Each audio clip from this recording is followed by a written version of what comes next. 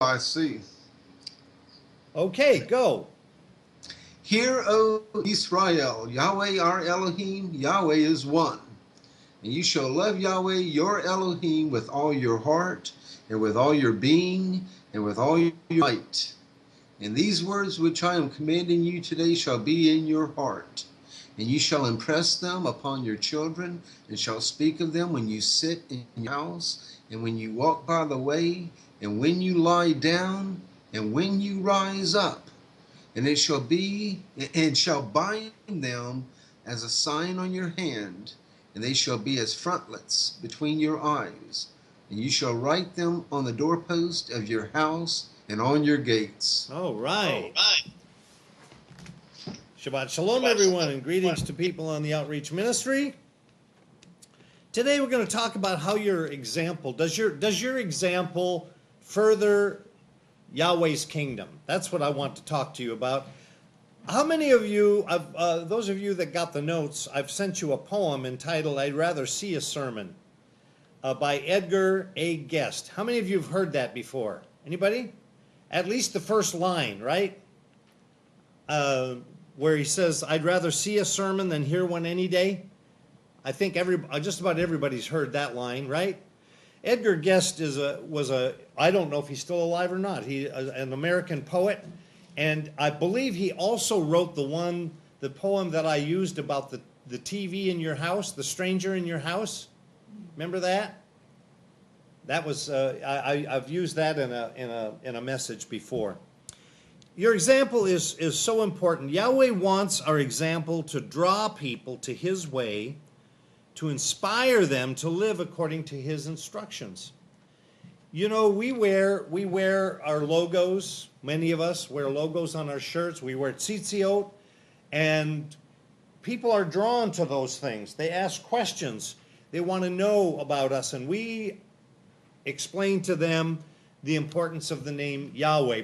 We probably tell them that, well, the Creator has a name, and His name is not God; it's Yahweh.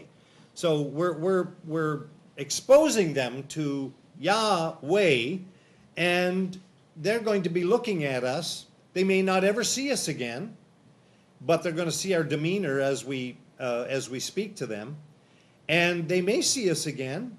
Hopefully, they will, or they will be struck by something that they see and look further. And we've had people who have come because they have seen people's tzitziot, they've seen people's bumper stickers. Say, I serve Yahweh, the Elohim of Israel. There's any number of witnesses that have taken place. But the verbal witness that Christians say that everybody ought to do, right? Everybody ought to be a witness for JC. And so people think that they have the responsibility to take a witness out and to give a verbal witness to people.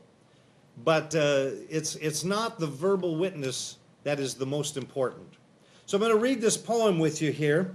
I'd rather see a sermon, because your example and the sermon that you have in your life is far more important than the words that you speak. He writes, I'd rather see a sermon than hear one any day.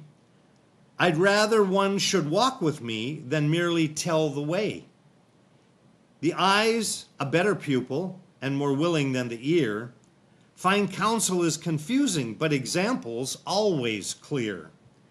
And the best of all preachers are the men who live their creeds. For to see good put in action is what everybody needs. I soon can learn to do it if you'll tell me, or if you let me see it done. I can watch your hands in action, but your tongue too fast may run. And the lecture you deliver may be very wise and true, but I'd rather get my lessons by observing what you do. For I might misunderstand you and the high advice you give, but there's no misunderstanding how you act and how you live. So that's a poem, I'd Rather See a Sermon, by Edgar Guest, and it is so true. And we're going to see some scriptures now. We're going to see some scriptures about good examples and bad examples, encouragement by Yahweh and by Yahweh's prophets to give a good example as opposed to a bad example. First one I want to go to is Nehemiah chapter 5 and verse 8. Nehemiah chapter 5 and verse 8. And I believe this is Nehemiah speaking, and he gives this scenario here to the Yahudim who are coming out of Babylon, coming out of captivity. And he said to them, according to our ability, we have redeemed our brothers. Now, of course, there's a Torah principle about redemption of brothers, redeeming them from debt, saving their land for them, and so on and so forth. And of course, we have the whole scenario of redemption in the Pesach, in the Passover. Yahshua redeeming the firstborn. Many people look at Passover and think it's talking about saving people, about salvation, about covering the blood covering of their sins. But that's really not what Passover is all about. Yes, it is true that Yahshua died to cover the sins of the whole world, but it wasn't the Passover sacrifice, the Passover say that did that. It was the say that was going to be offered way down on the Day of Atonement. But Yahshua did picture that as well. So he says, according to our ability, we have redeemed our brothers, the Yehudim, Nehemiah 5 and 8, who were sold to the Gentiles. And you even sell your brothers to one another. Or should they be sold to us? And they were silent and found not a word to say. He says, is that really the right thing to do? I also said, what you are doing, notice the emphasis on the doing here, is not good, not tov. Should you not walk in the fear of our Elohim because of the reproach of the nations or Gentiles, our enemies? In other words, what you do, what your actions are, is going to mean something to the nations, to the Gentiles, to the ones who are not in the walk. And you should pay attention to what you are doing. A lot of us have friends who are not in the walk. And it's important that our example doesn't turn them against the walk. Right? We don't necessarily have to give them a big witness, because what we do, according to Edgar Guest and according to the scripture, is actually a sermon to them. They should see something in our walk that encourages them to at least respect the walk that we're in. Not that we're, they shouldn't walk away just saying, well, they're just in a cult. But they should say, well, that person's a pretty told person, pretty good person. Verse 10, and also I, my brothers and my servants, am lending them silver and grain. Please let us leave off this interest. So, the Jews have a reputation, right? That they're in the money business, and they're going to extract every ounce of interest they can from you. We all know that image that they have. So they did not follow Nehemiah's advice and set a good example, but rather they set a wrong example, and they have a reputation to live down because of it. Let us leave off this interest. Verse 11, please give back to them, even today, their lands, their vineyards, their olive trees, their houses, and the 100th part of the silver of the grain. He's talking about the ones that they have, that got so poor that they had to take them in as slaves. He's saying, give them back their stuff, and of the new wine and the oil that you have taken from them. And they said, let us give it back and ask no more from them. We do as you say. So they heard what the message was from Nehemiah, and of course Nehemiah was willing to do it. So they had his example. And then he said, then I called the priests and made them swear to do according to this word. And I also shook out the fold of my garments and said, let Elohim in this way shake out each man from his house and from his property who does not do this word, even to be thus shaken out and emptied. And all the assembly said, Amen, and praised Yahweh. And the people did according to the word. Also, from the day I was appointed to be their governor in the land of Yehuda, from the 20th year until the 32nd year of sovereign Artaxerxes. What a word, what a name. 12 years, neither I nor my brothers ate the governor's food. So they're setting an example. But the former governors who were before me laid burdens on the people and took from them bread and wine, besides 40 shekels of silver. Their servants also oppressed the people, but I did not do so. So it's not just what his words are, but it was his action that he was urging them to follow. I did not do so because of the fear of Elohim. And I also applied myself to the work of this wall. We did not buy any land, and all my servants were gathered there for the work. And at my table were 150 of the Yahudim and deputy rulers, besides those who came to us from the nations around. And that which was prepared for me daily was 1 ox and 6 choice sheep, and birds were prepared for me. And once every 10 days, plenty of all kinds of wine. And in spite of this, I did not seek the governor's food, because the bondage was heavy on this people. O my Elohim, remember me for the good, all that I have done for this people. So here's an example of a man who he's preaching the word, yes, but his example is the thing that he's asking the people to follow.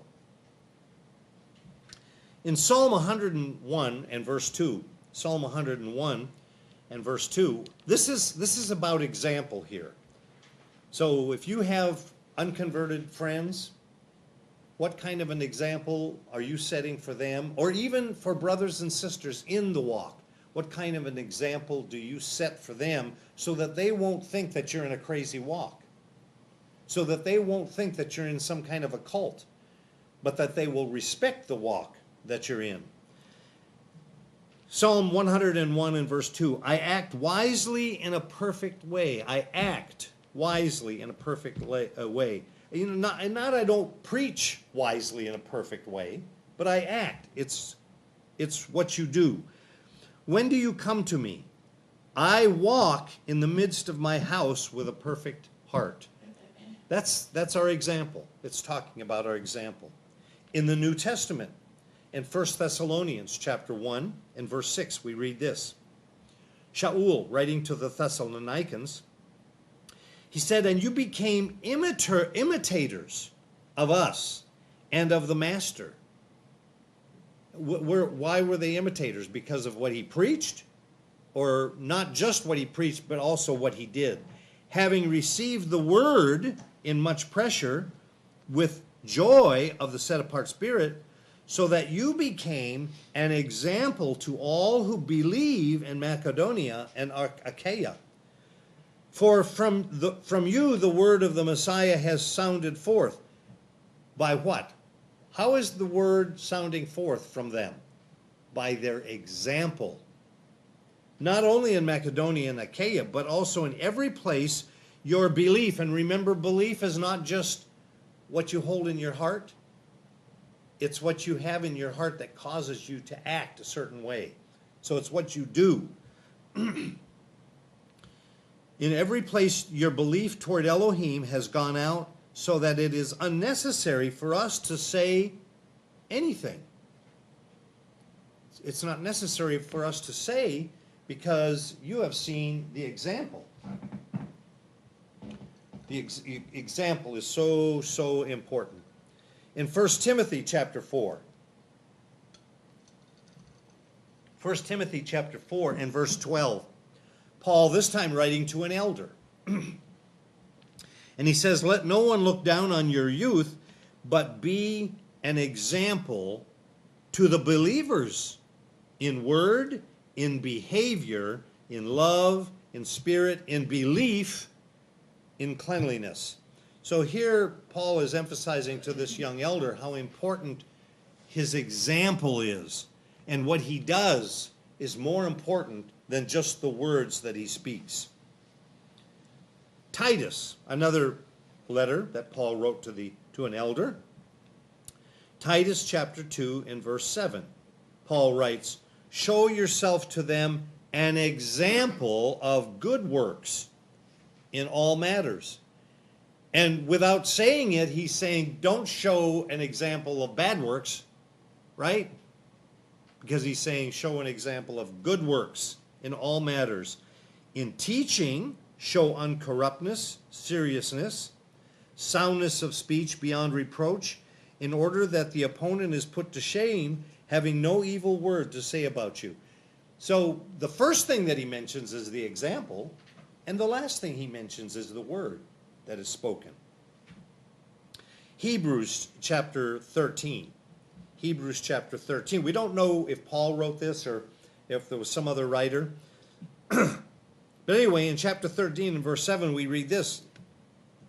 He tells those Hebrews, whoever is the writer, remember those leading you, who spoke the word of Elohim to you.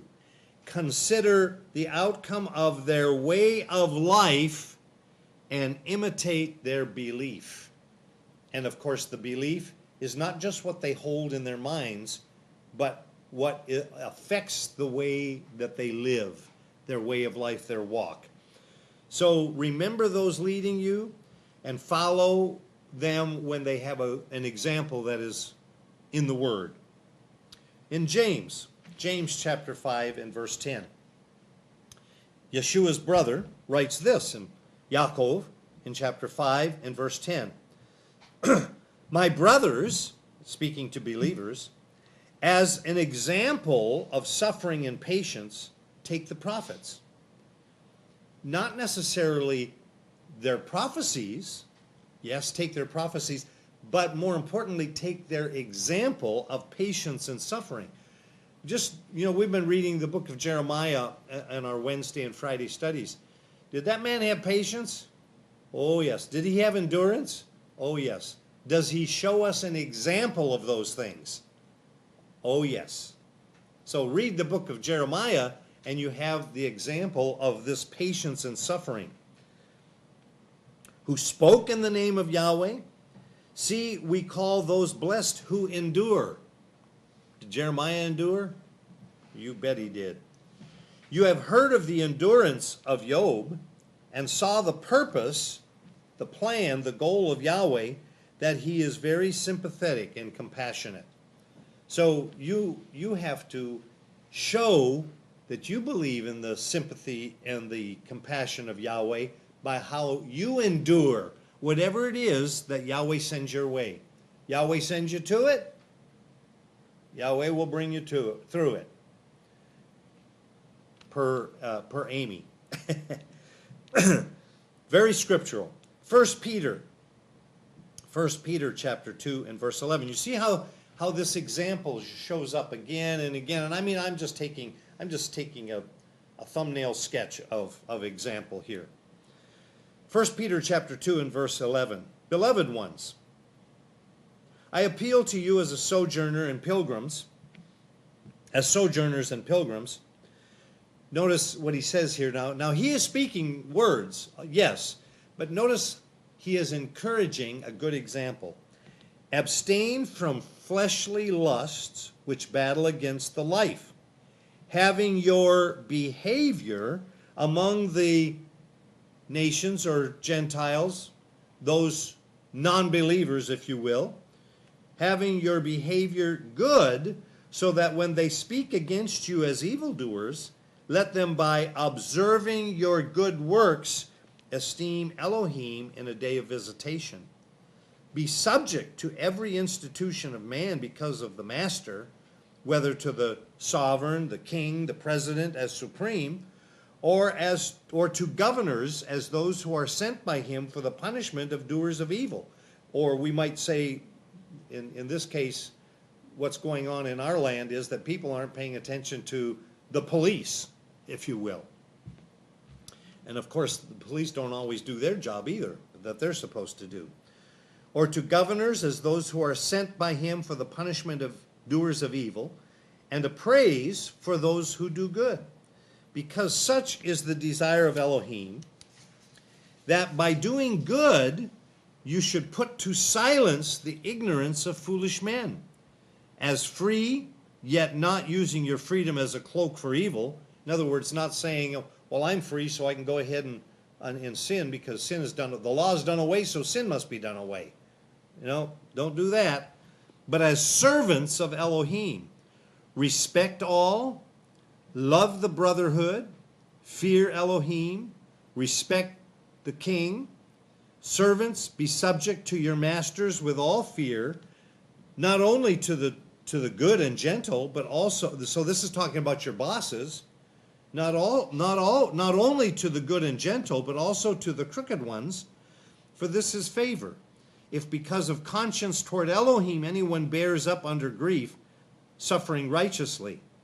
So what credit is there in enduring a beating when you sin? But if you suffer for doing good and you endure, this finds favor with Elohim. That's what happened to Yahshua, isn't it?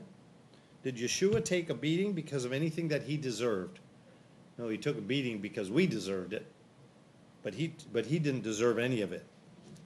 For to this, in verse 21, you were called, because Messiah also suffered for us, leaving us an example that you should follow his steps, who committed no sin, nor was deceit found in his mouth, who, being reviled, did not revile in return, suffering did not threaten, but committed himself to him who judges righteously. I was talking to a person this morning, and she indicated to me that she recognized the sovereignty of Yahweh and that he is the one who judges. She said, I don't care what people, I don't care what people say. I'm just concerned about making my conduct so that Yahweh won't have something bad to say about me, because he's the judge.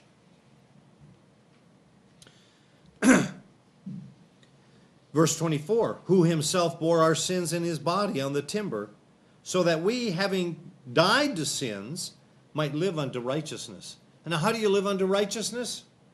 By keeping Torah, by following Torah, because righteousness is keeping Torah. Sin is the opposite, the transgression of the Torah. Yahshua again, by whose stripes you were healed, for you were like sheep going astray, but now have returned to the shepherd and overseer of your lives. So this last statement is what we want to show our conduct to be. That our conduct is a reflection of our having gone astray, but now returning to the shepherd and overseer of our lives. Back in 1 Peter again, 1 Peter chapter 3 and verse 5. 1 Peter chapter 3 and verse 5. For in this way, in former times, the set-apart women who trusted in Elohim also adorned themselves, being subject to their own husbands. There's a conduct for women. As Sarah obeyed Abraham, calling him master, or we might say sir, some term that showed that she was endeared to him and respected him, of whom you became children, doing good and not frightened by any fear. Not living in fear, but living a calm, shalom life, complete life, because of who you study and who you follow, your example, your walk. Okay? And in 1 Peter chapter 5 in verse 3, he tells us, actually he's talking, Peter is talking to leaders of congregations, and he says that they should not be masters over those entrusted to you, but being examples to the flock. So that should emphasize to you how important the example is. Well, what about bad examples? Are there any scriptures that talk about bad examples? Well, of course, Israel was full of bad examples. Israel was a bad example for most of their history. We read about it every day in the scriptures. Leviticus chapter 18 and verse 2. Here are some admonitions against bad examples. Speak to the children of Israel and say to them, I am Yahweh your Elohim. Do not do in the land of Mitzrayim where you dwelt. Do not do as they do in the land of Mitzrayim.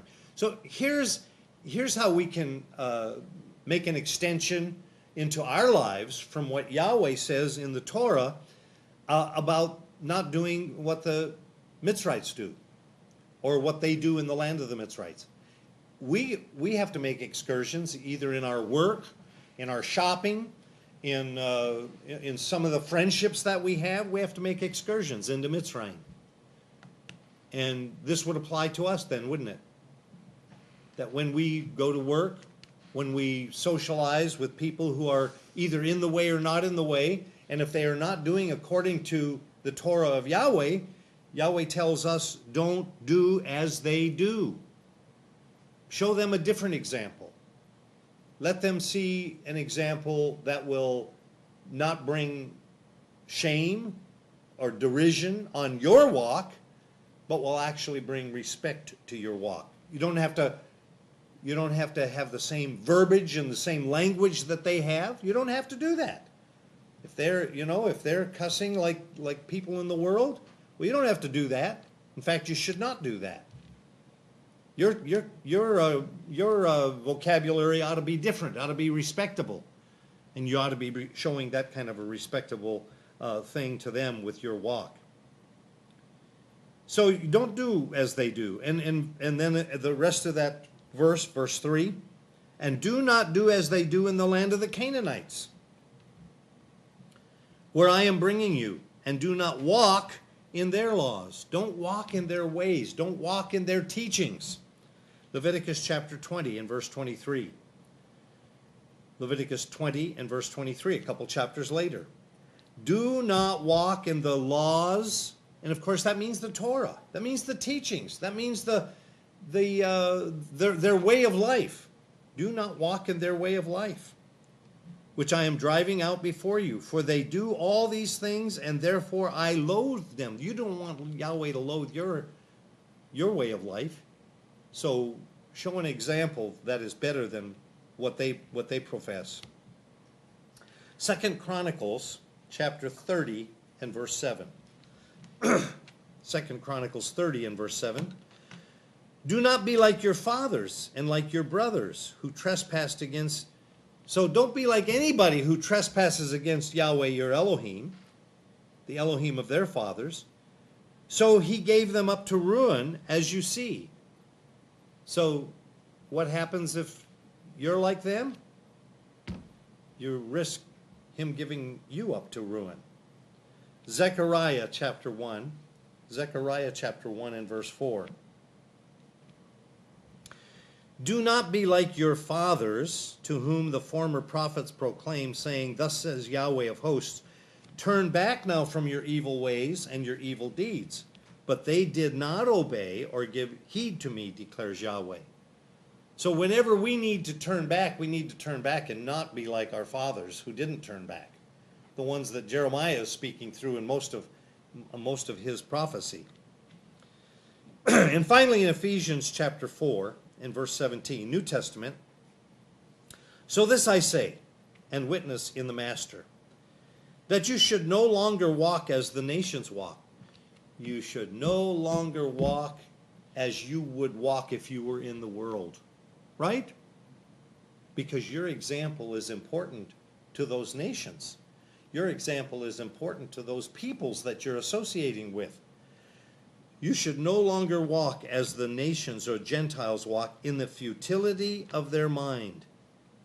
So our example, whether it's to unbelievers, acquaintances that we have, people that we work with, because I don't think there's any of us that work with people who are in the walk, right?